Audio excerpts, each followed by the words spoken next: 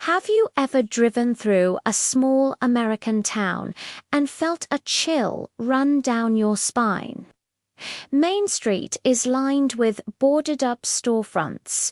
Once grand Victorian houses are crumbling, and the only sound is the wind whistling through empty windows. It feels like a movie set for a post-apocalyptic film, but for thousands of communities across the United States, this is a stark reality. These are America's modern-day ghost towns. But how did this happen? How did bustling centers of commerce and community turn into silent monuments of what once was? Today, we're diving deep into the complex and often heartbreaking reasons why so many American cities are fading away. Stick around, because the story is more than just economics. It's about the very soul of the American dream. To understand the present, we have to look at the past. Many of these towns were born from a single, powerful economic engine. Think of the mining towns of the West, the steel cities of the Rust Belt, or the farming communities of the Great Plains. For decades, these industries were the lifeblood of the town. They provided jobs, funded schools, and built the very fabric of the community. Everyone knew their neighbors, and generations of families worked at the same plant or on the same land. It was a stable, predictable way of life. But what happens when that one engine sputters and dies? This is where our story takes a sharp turn. Starting in the mid-20th century, a perfect storm began to brew. First came globalization. Suddenly, it was cheaper to produce steel, manufacture cars, or even grow certain crops overseas. American companies, chasing higher profits, began to close their domestic factories and mines one by one. For a town built entirely around a single industry, this was a death sentence. The moment the factory gates closed for the last time, the town's primary source of employment and its identity vanished overnight. Imagine a city like Gary, Indiana. Once a titan of American industry, nicknamed the Magic City for its rapid growth alongside the U.S. Steel Corporation in its heyday. The mills employed over 30,000 people. But as the steel industry declined, so did Gary. The jobs left, and the people had no choice but to follow, seeking work elsewhere. The population plummeted from a peak of nearly 180,000 in 1962, less than 70,000 today. The once grand buildings, like the City Methodist Church, now stand as hauntingly beautiful ruins, symbols of a bygone era of prosperity. This story isn't unique to Gary. It's been repeated in countless towns across the Rust Belt. But it's not just about factories closing. Automation played a huge role too. New technologies and machinery meant that jobs once done by 10 people could now be done by one, or even by a robot. This was particularly devastating for manufacturing and agriculture. The family farm, a cornerstone of American identity, began to be replaced by massive corporate agricultural operations that required far fewer workers. Smaller towns that served these farming communities saw their customer base dry up.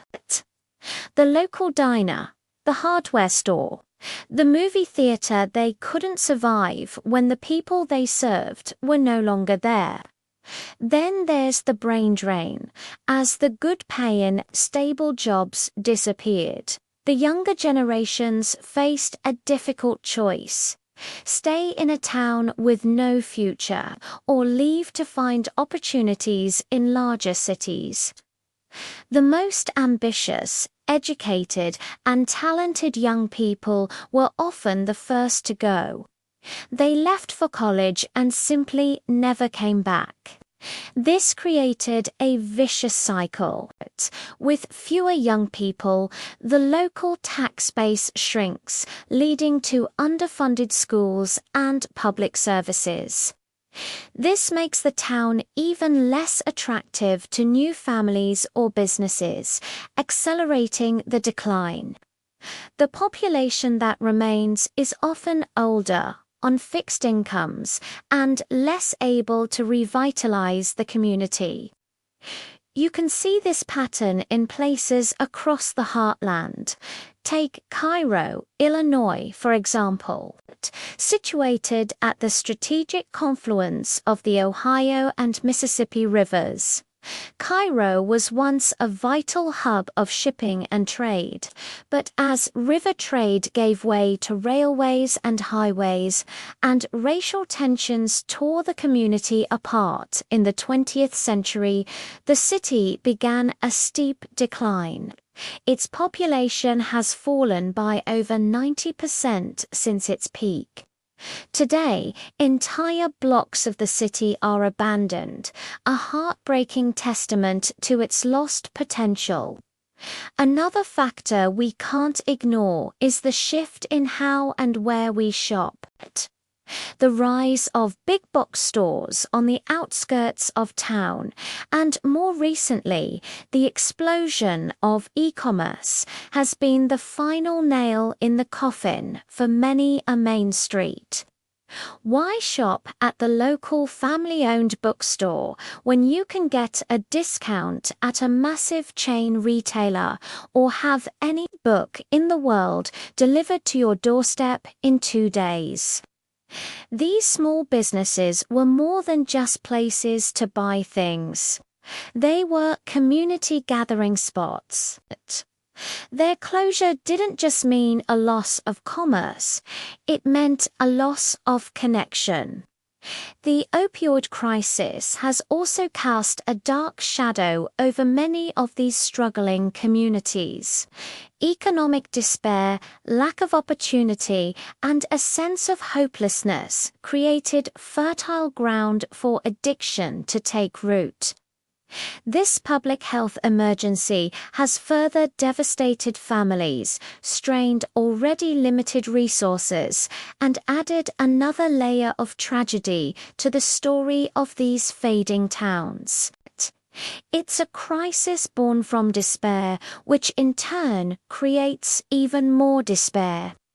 So, what we're looking at isn't a single cause, but a cascade of interconnected events.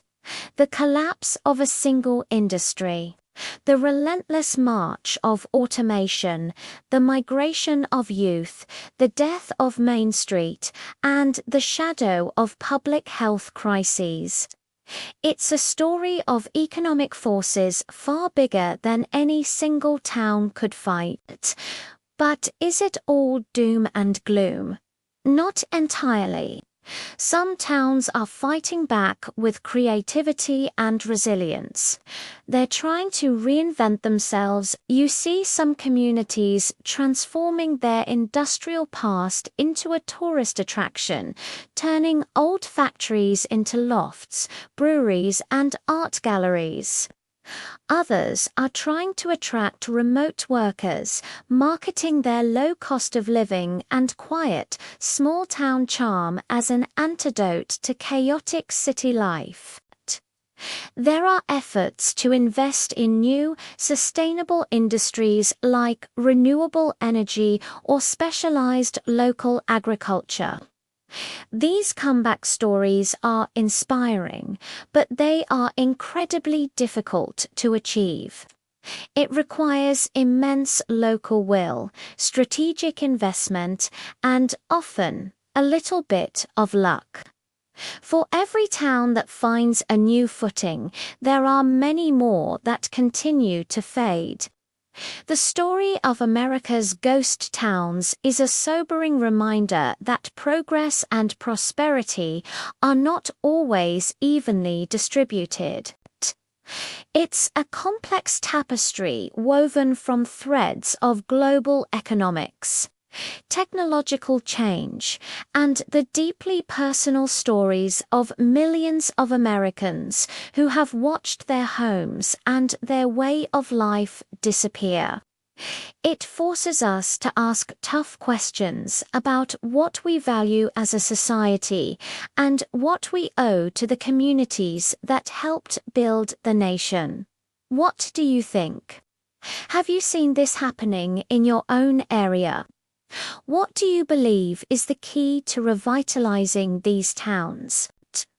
Let me know your thoughts in the comments below. I read every single one. Thank you so much for watching and exploring this important topic with me today. If you found this video insightful, please give it a thumbs up and consider subscribing for more deep dives into the stories that shape our world. We'll see you in the next one.